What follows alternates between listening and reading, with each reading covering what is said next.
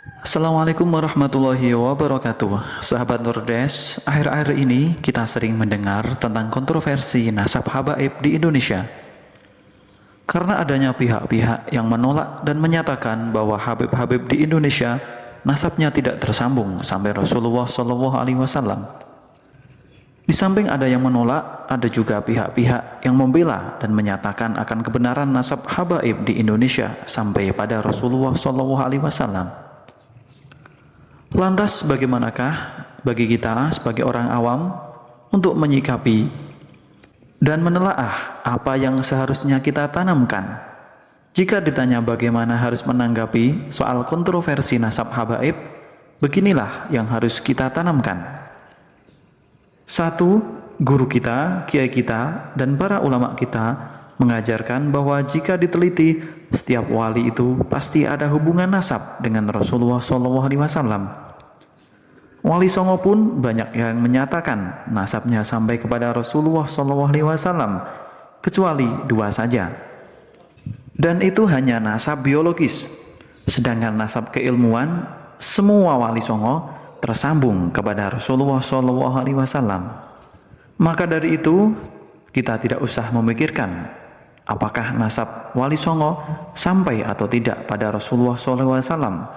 Tapi yang kita tanamkan, seberapa manfaat yang mereka tebarkan, hingga Islam sampai tersebar luas di bumi Nusantara ini dengan begitu damai. 2. Tetap hormati habaib karena nasabnya kepada Rasulullah SAW.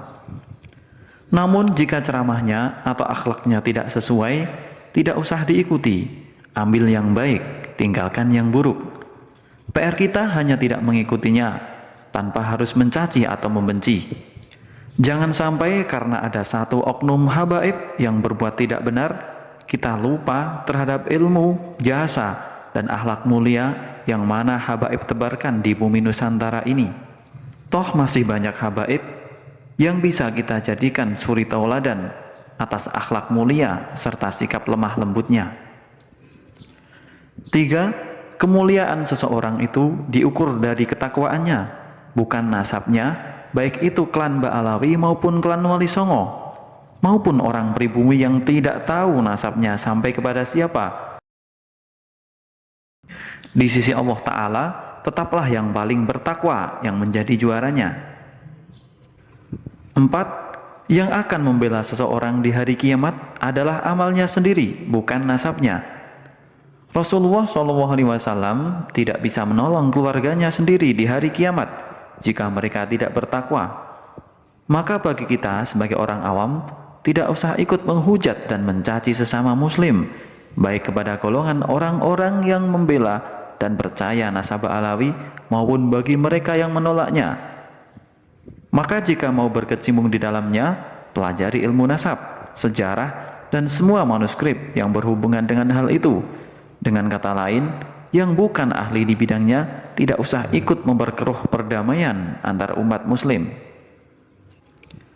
5. Tetap husnudon kepada siapapun, khususnya soal ketersambungan nasab habaib kepada Rasulullah SAW. Bahkan dawuh Habib Lutfi bin Yahya, lebih baik husnudon yang salah daripada suudon yang benar. 6.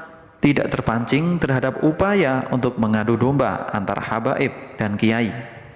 Kembali lagi ke nomor 1 di atas, baik habaib maupun kiai, baik klan Ba'alawi maupun Wali Songo, kita ikuti beliau-beliau yang mengajarkan kepada ilmu, kasih sayang, dan Islam yang rahmatan lil alamin. Dan ketika ada oknum yang mengadu domba dan memecah belah, tinggalkan saja. Tidak perlu diikuti dan tidak perlu mencaci, apalagi menghujat dengan bahasa kasar dan sebagainya. Karena bukan akan menambah pahala, tapi justru menumpuk tabungan dosa. 7. Fokus kepada pembenahan diri dan tugas utama menebar manfaat kepada sesama. Orang-orang sekitar kita masih banyak yang membutuhkan uluran tangan kita, bukan hanya ribut di kolom komentar Facebook atau YouTube. Perlu kita ingat, negara kita masih banyak PR yang harus diselesaikan, mulai dari PR ekonomi, PR pendidikan, baik pendidikan formal maupun agama, dan segudang PR untuk menunjang kesejahteraan bersama. Jika semua hal itu sudah tercapai, maka bayangkan saja kita hidup sejahtera, ekonomi tercukupi, ilmu dan dakwah bisa kita terima, hidup harmonis berdampingan dengan sesama, ibadah pun akan lebih tenang, khusyuk dengan hati yang bersih. Insya Allah akan diterima oleh Allah Subhanahu wa Ta'ala. Wallahu a'lam bishawab. Semoga ulasan ini bermanfaat bagi kita semua. Mari tebarkan kebaikan di antara sesama.